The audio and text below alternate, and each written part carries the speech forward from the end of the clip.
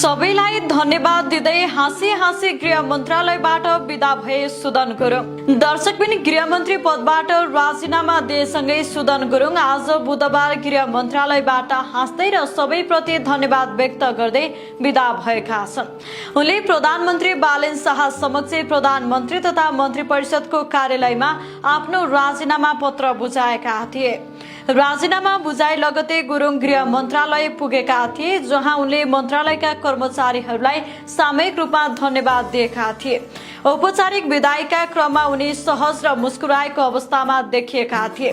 त्यसपछि उनी आफ्नो गाडी चढेर मन्त्रालय परिसरबाट बाहिरेका हुन्।